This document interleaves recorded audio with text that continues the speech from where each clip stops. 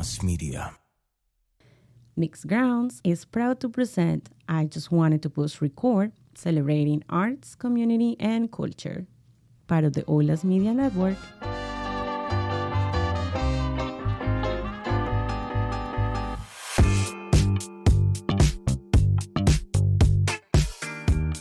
Welcome to I Just Wanted to Push Record, a producer's podcast, where lifestyle, arts, community, culture, and production meet. Two producers, two cultures, and a whole lot of flavor. Join hosts Lina and JC for fun conversations, cool interviews, sharing tips, laughing through production hiccups, and celebrating the art of it all. Ready to roll? It all starts with pushing record. Well, just to let you know, we're recording. Yeah, I know. On days like this, I don't pull any punches. This so what? time, we're not gonna be like, don't forget to push record. Not at all. No, we're already recording. That's because Lena's on it. That's why. Hello, and welcome to another episode of I Just Wanted to Push Record, a producer's podcast. And today, we are in the studio. Yep. JC and I, and we want to talk about some fun stories that we have been collecting for all of you. Mm-hmm. Oh, definitely. I got one. This is going to be a hot episode today. This one is going to be a good one. And I'm going to just let JC to take us through this journey and challenges. And let's say right now we're making fun of it. But yeah, at the moment, it get us in a point that is like, all right, I don't want to do this shit anymore. Yeah, boiling. Let's use that keyword. We're going to have these terms today to see if you can catch a theme that's going. So yeah, some of these get us boiling. But exactly. I have to say, in all seriousness, the first quarter of 2025 has been pretty good. You know, we said a couple episodes ago, like, hey, what do you envision 2025? Mm-hmm. What are the new challenges? And I think thanks to you mostly and us to be able to be flexible, we've been able to survive. We've picked up some great new clients. We've had some great interviews. We've had clients that we onboarded back in the fall. Now we're just kind of basically running smoothly. We've had some renewal agreements. I mean, all positive things, but it comes with a cost. It comes with a cost, definitely. Yeah. And even like one of our clients, you all should go check out one of the episodes. We had an opportunity to record with Pati Jinich, who is a celebrity chef. I have a fanboy crush on her because when, in Tijuana, I watched her all the time because I like the cuisine. And she's just cool. She was so friendly. Oh and my God. You were on with her. She was amazing. It's like you feel you know her for the entire time. Like super cool, super funny, very excited about everything. Mm-hmm. And what I love is that she owns, owns the things. It's like, yeah, I can be humble, but I also know what this has cost me, which for me was a big lesson. I'm like, yeah, you can be humble, but you also can be like, yep, I'm that motherfucker because I earn it, right? Yeah. And she is. And I mean, for my first introduction to her was when I was in public media. And she was syndicated show across public media. And then we started working with the clients here and come to find out they know her director, they know her marketing team. But what it also told me to, dude, she's top-notch professional. Oh, yeah. Right? Like everything that we asked, she even came on like feeling a little bit under the weather. Yeah. Trooped through and you wouldn't have known it, right? You wouldn't have known it. And it was great. Like that she was responsive. We asked for the headshots, bios. Her team got it to us. Her team was super responsive too and super friendly. They were like, yeah, Lina, let me know what else you need. Here are pictures. Here's the information. Let us know how we can help. It was really good. Really great team. It's like being in a 5-star restaurant where the kitchen is just running smoothly, right? Yeah. No, what's his name? Gordon Ramsay. No Gordon Ramsay. No yelling and nothing like that. It's just everybody knows what they're doing. Yeah. Stuff is coming out on time and it tastes good. But it also kind of set me up for the theme today, which is just the opposite. When you got too many damn hands in the pot in the kitchen, or too many people in the kitchen, too many hands in the pot, too many recipes that everybody wants to put in and how problematic it could be, right? And given we're the chefs, right? Like I have no problem saying we're the chefs. Yeah. I don't mind giving you a menu. I don't mind telling you my ingredients. Sometimes I'll let you know what the recipe is and then I'll give you the price. Sometimes it's just market price and you don't know. But then when if let's keep the scenario going that if I was the chef and I come out to you and I say, here's my menu. I can fix you beef, chicken, fish, or vegetarian dish. And then there's some variations off of that, right? Yeah. But then all of a sudden you want to tell me what type of lettuce you want in the vegetarian dish, or, well, I want spinach and I kind of want to sub that out for some kale. And then can you go ahead and pickle the radishes? And you look up and it's not even your recipe anymore, right? And that's what happened this time. It's like you look up and you're like, this should be we make this all the time. Yes. And it doesn't mean we cannot be flexible. Right. It just like you said, too many hands in a pot. But to me, the important thing is being respectful of what others' expertise. Yep. Right. Yep. We have great customer service at our restaurant. Exactly. But it's I want to know what you're doing. I'm going to start working with you, but I think the common sense or the minimum thing that you will do is, okay, explain to me how you do things. Mm-hmm. So I know how to align. Or this is my plan. How can we make it work? Right. Yeah. I mean, for us, I think to a fault, so I'm going to talk about things that I have learned in the first quarter and still having to learn and practice, is that I do always try to overextend or exceed the expectations mm-hmm. of the client and make as many concessions so that everybody has a great quality product and a great experience doing it. But the old saying goes, if you give them an inch, they'll take a mile. And I've learned that. And I mean, we're still learning. Yeah. Still learning. As of today, as in an hour ago. Yep. Still learning. Nope, we're not going to do this. And then we're like, oh, just a little, right? It's okay. This little part. And then once we get that, it becomes in a huge thing that now we're like, oh, but I'm just giving you this finger. And then you're just taking my shoulder, Mm-hmm. It's like, how can we stop that? Yeah. I mean, it's tough. I mean, I think for me personally, again, I'm trying to be as humble as I can, as serious as I am about talking about some of our experiences. But I do know for me, I do better when there is a set routine that we can follow, right? Yeah. So if we're going to go to the grocery store, then we're going to buy the produce, we're going to buy the meat, then we're going to come back, then we're going to fix the menu for the evening and figure out what we're going to actually offer. Then we're going to start prepping all the food that needs to sit out, what needs to marinate, right? Like all those if I know the order, mm-hmm. most of the time I'm good because I can pace when I'm going to do what, how I'm going to deliver it, based on how I cook stuff up. Yeah. But as soon as someone comes in, they're like, oh, but wait, did you get ice cream? Because we don't want some ice cream. We're like, but that wasn't in the list. Yeah. Well, wait, can you just send me the flavors of the ice cream? And we're like, there's no ice cream on the. Okay. And then we'll say, okay, listen, we can get you some sorbet, right? Because we've got that in the freezer, but it's just orange. And then they come back and they're like, yeah, but what about tres leches cake? I think we could do that. Look, I'll go find some tres leches cake. I'll find you a recipe, and then I'm just going to send it over to you. Yeah. Without even having the audacity to use the systems that are in place. Those are the things that get that, and it causes more work for us. It does. I was not thinking about it, and then once the situation happened, that maybe I don't know if you want to talk more about it, but it was like not realizing oh yeah, it's going to take us not even double, like triple mm-hmm. of the time that we're supposed to invest in that project. Right.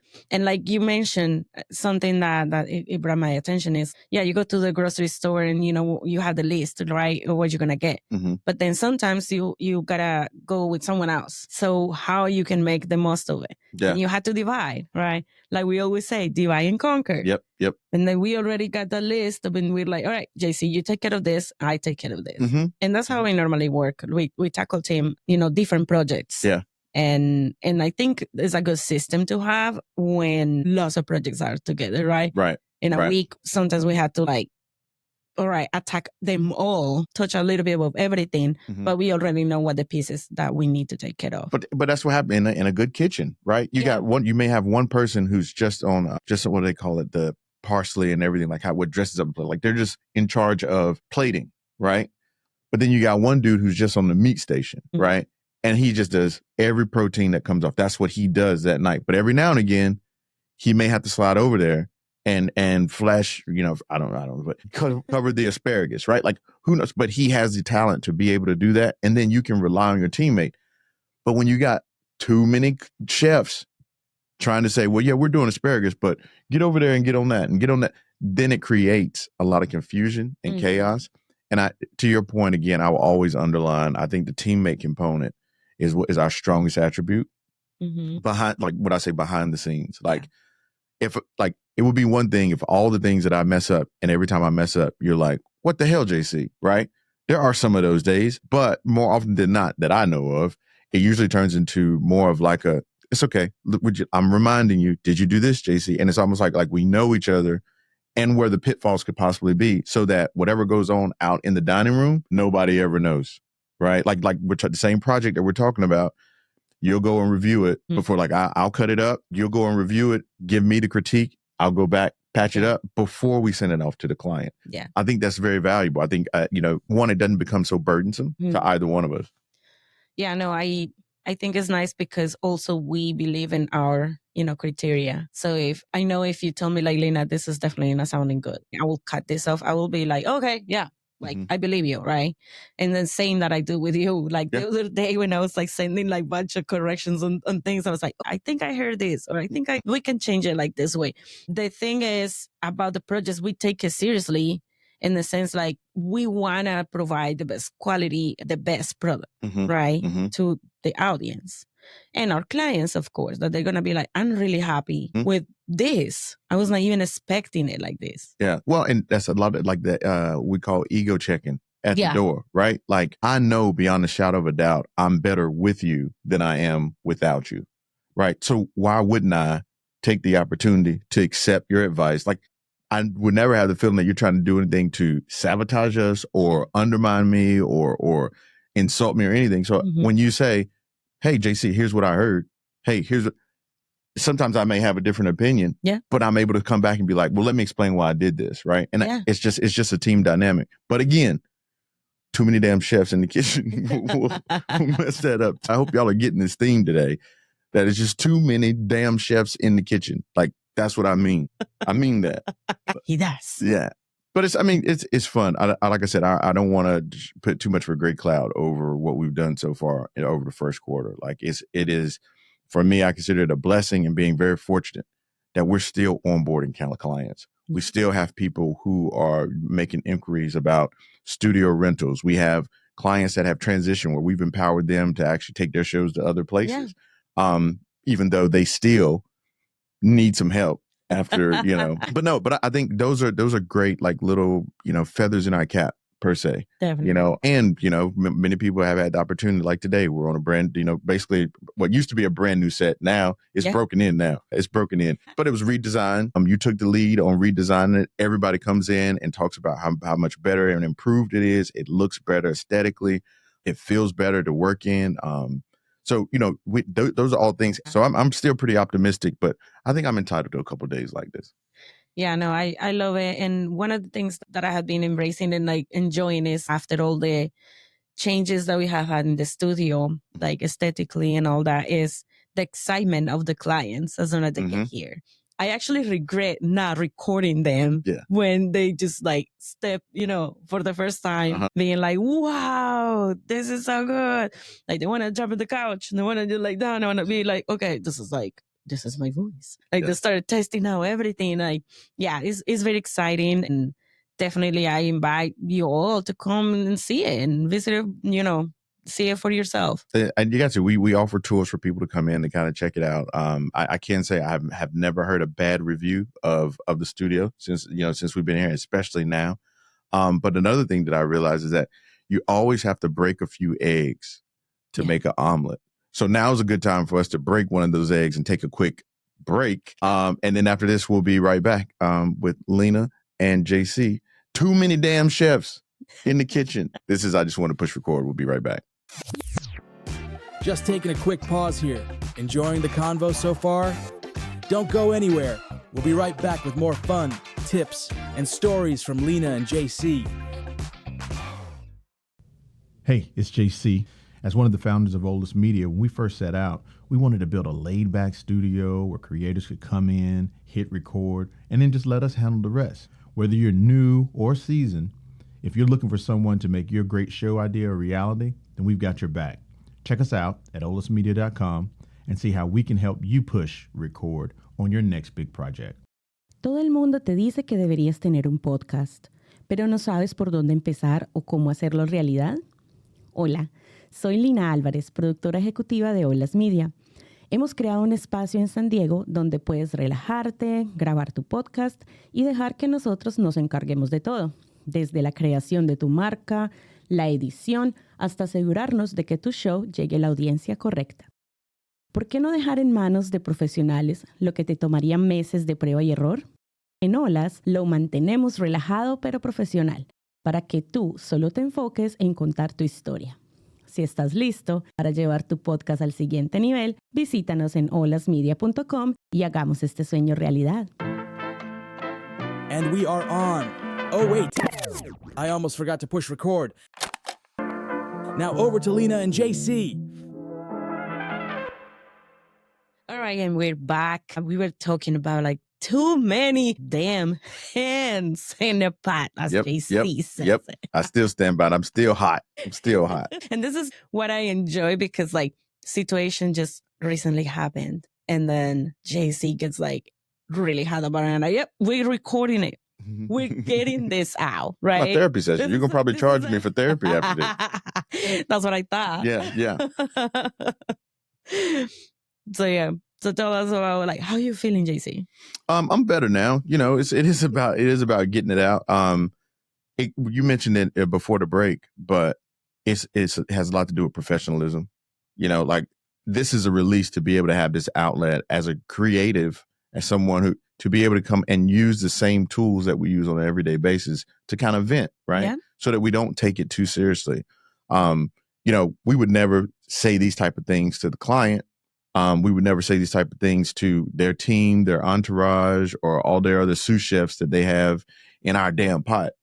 But we know that when we go outside the studio and we're talking to clients and we're client facing, that it's the professionalism. And we actually have to actually teach them sometimes, you know, like how many times have we done it their way and forewarned them? We tell them up front, like, listen, you want to do this, but you know how much work it's going to take to do this? Like, you know how much time, and you're prepared to do that? And, so you want to write the copy. You want to come up with the titles, right? Like, great, go for it.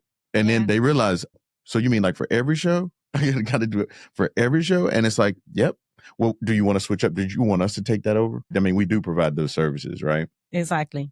I mean, everything is included. I feel like, okay, it's great that when you come with your show, you own it and you want to like make sure it runs like what you want, right? Because as a podcaster myself too, I like that. And I like to know what my show is going to be. But when I hand it to the professionals, I tell them what I want, right? But I also like to adjust like what their workflow is, right? And or maybe ask, okay, can we just make it this way, or will that work for you guys? Like it's about adapting and also being flexible, but also knowing how the others work, and especially if you bring in your show to the professionals. And in that sense, like you were saying, it reminded me because it was like, oh, you want me to write this? Oh, I didn't like the title. Like I want it like this. So, and then we give the option and we're like, all right, you want to maybe when we record, you want to come up with the title, or you want to give me the ideas and I'll come up with the title, like stuff like that. But let's make sure every time I go to you to review something, it's going to take more time. Because that's the first question they always ask as soon as you hit record to stop recording. It is, so when is this going to be up? Yeah. Is this going to go up this week, or is it next week? Is it the end of the month? What? And it's like you like if you knew all the things. But I think it's a testament to us, again, I've said it before in other episodes, that the fact that perhaps we make it seem so easy, you know, and that's our goal. We set out that when clients come to us, we just want you to worry about your content. We'll take care of everything else. But it's just when they get in the way of that. But I am going to spring this one on you, though. So I'm going to describe 2 scenarios of shows, and then I want you to tell me which show you'd rather deal with on a regular basis. So show number 1. Show number 1. The host is high maintenance. It's one that you have to constantly remind them that they have a show, that, hey, I've got some ideas for your show. hey, can we have a pre-production meeting or just a meeting to talk about your show? And then maybe in the course of like 6 months, you maybe see them, I don't know, 3 times, right? That's show A, right? That's show number 1. Yes. Show 2 is the host that comes up at least 3 times a week, wants to have meetings every day, right? And then will actually bring you every element of the show. Yeah. Except for the part that you have to record in the studio. Right? Like those are 2 opposite ends of the spectrum. Giving your druthers, right? Like let's say you're coming in, we're like, all right, Lina, we got these 2 shows. I give you first choice. Which one do you want? Seriously, like realistically, which one would you rather want? I'm going for B. Why? Because I have this philosophy. We say in Spanish, atajar. Like I like to okay, wait. We're going this way. Then be like, hey, do you want to do this? You know, like I have to be chasing you. Like you're a kid. Yeah. Like even worse than a kid. Like I have to be chasing you to do things that are for you. Like it's your show. Like, yeah. You said ownership. That was your word. Yeah, exactly. taking ownership. So I do think I will go with B. I think I'll do a better job educating when someone comes with a lot of ideas or come with like, oh, let's do this. Okay, take a deep breath. Yeah. Let's take it this way. Let me explain to you how we're going to do it.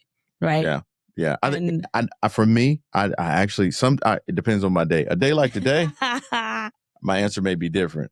But I think where I have the most long-term fulfillment is taking a show 1 or a show A and making it a show 2, right? So part of me looks at it, it's like, okay, here's a new challenge. Yeah. Right? Let me take it on. Now, that's different when you only have 5 active shows versus 12 active shows that are recording every other week that you're now trying to set up a schedule, but then you're trying to keep them up and running too. Like, you know, if you only have 1 child to watch, no problem. But if you got a daycare full and it's just you, then that's a different story. So I think, ideally, I think I would lean toward the B as being the preferred, but I do see the value of taking a show 1. I don't want A for a long time.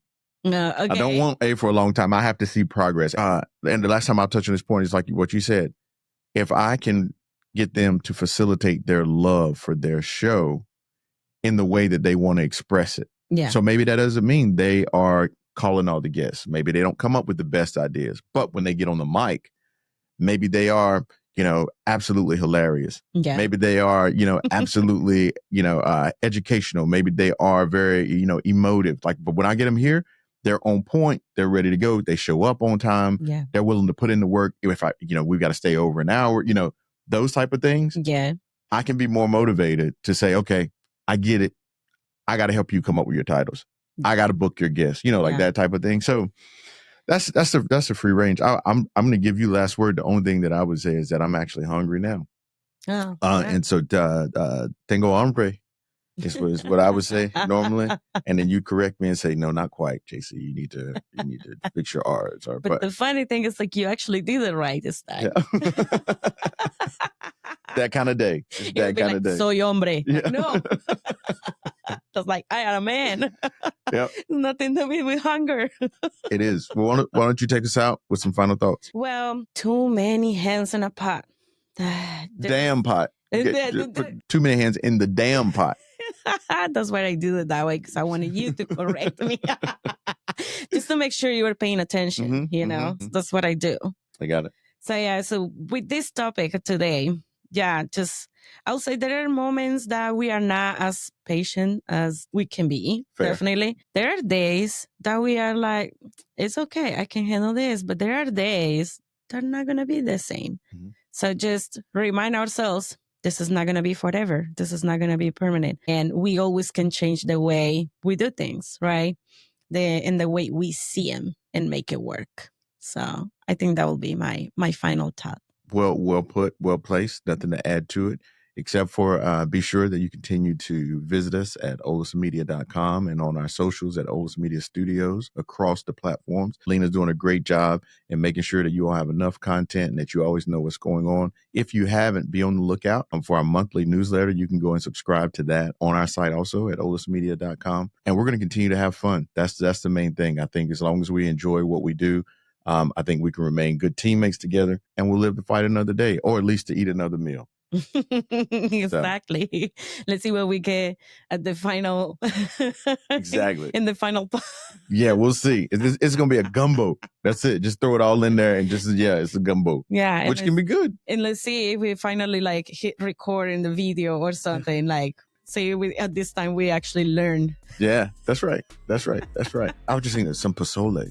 Like, I wonder, like, do we make menudo or do we make pozole? See, that's a whole nother episode. There you go. Yeah. Menudo or pozole. Yeah. Well, until we get a chance to actually talk about that, I'm JC. I'm Lina. And this time we did not forget to push record. We just wanted to push record to let you know what's going on here. So until the next time, I'll see you, Lina. Ciao. Yeah. And then you say you have a meeting at 3:30? Yeah. Oh, that's 2:30. No, that's 3:30. That's 3:30. Yeah, you better hurry up. Oops. And that's the life of a producer. Yeah. Meeting, record, get off.